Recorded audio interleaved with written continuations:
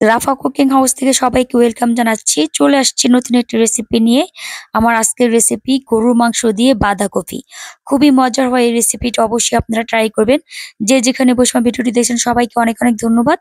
ভিডিওটি ভালো লাগলে লাইক কমেন্ট শেয়ার করে পাশে থাকবেন পরবর্তী ভিডিও পাওয়ার জন্য। এখন শুরু করলাম আজকের রেসিপি। প্রথমে আমি একটা প্যান বসিয়ে দিয়ে দিলাম পর্যাপ্ত পরিমাণে তেল।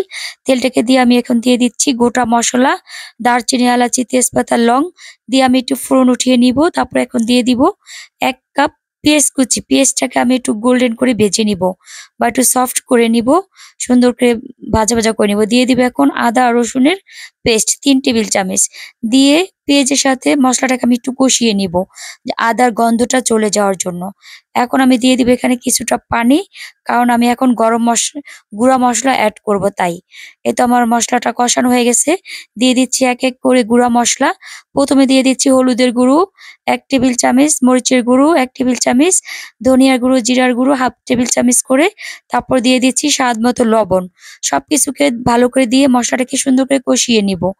যখন দেখব তেলটা উপরের দিকে চলে আসছে ভেসে, ওই পর্যায়ে আমি গরুর মাংসটাকে দিয়ে দিব। এখানে আমি ১ কেজি গরুর মাংস তেল, চর্বি, হাড় সহ ধুয়ে পরিষ্কার করে রেখে দিয়েছিলাম। আর এই রেসিপিটাতে এরকম তেল, চর্বি, হাড় সহ গরুর মাংসটা নিলে অনেক বেস্ট হয় আর খুবই মজার হয়।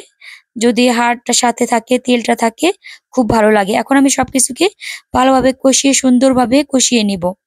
কষানো হয়ে গেলে আমি ঢাকনা দিয়ে ঢেকে আমি রান্না করে নিব ১ ঘন্টা। এই তো আমি ১ ঘন্টা পরে চলে আসলাম। মাংসটা প্রায় অনেকটাই সিদ্ধ হয়ে গেছে। 80% এর মতো সিদ্ধ হয়ে গেছে, দেখতে পারছেন। আর কতটা সুন্দর লোভনীয় হয়েছে, লাল, লাল হয়েছে আর কষানোটা খুবই সুন্দর হয়েছে। এখন এই পর্যায়ে আমি দিয়ে দিব সেই ধুয়ে রাখা বাঁধাকপিগুলো। আমি সুন্দর করে কুচি, কুচি করে কেটে ধুয়ে ঝরা দিয়ে রেখেছিলাম। এখন আমি এখানে এড করে দিচ্ছি বাঁধাকপিগুলো। দিয়ে আমি সবকিছু মাংসের সাথে উল্টিয়ে পাল্টিয়ে মিশিয়ে নিব। প্রত্যেকটা বাঁধাকপির সাথে আমি মাংসটাকে মসলার সাথে মিশিয়ে নিব। এই তো আমার মসলাটা মেশানো হয়ে গেছে মাংসটার সাথে, কপিটার সাথে ভালোভাবে মেশানো হয়ে গেছে। এখন আমি আবার ঢেকে দিয়ে কিছুক্ষণ রান্না করে নেব। আমি যেভাবে রান্না করতেছি আপনারা সেম প্রসেসে রান্না করবেন। এই তো এই পর্যায়ে ঢেকে দেওয়াতে একটু পানি উঠে গেছে। আমি আর এক্সট্রা করে কোনো পানি দিব না। কারণ এই পানিতে আমার রান্নাটা পরিপূর্ণ করে ফেলবো। যেহেতু আমি 80% আগে সিদ্ধ করে রেখেছিলাম মাংসটাকে, একটু লবণ দেওয়ার দরকার ছিল। আমি আবার একটু লবণ দিয়ে দিলাম। এখন আবার সবকিছুকে ভালোভাবে মিশিয়ে নিচ্ছি। মিশিয়ে আমি আবার ঢেকে দিয়ে পরিপূর্ণ রান্না করে নেব। এই তো মাশাআল্লাহ আমার রান্নাটা প্রায় হয়ে গেছে, দেখতে পারছেন কতটা সুন্দর এবং লোভনীয় হয়েছে। আর কালারটা তো জাস্ট ওয়াও!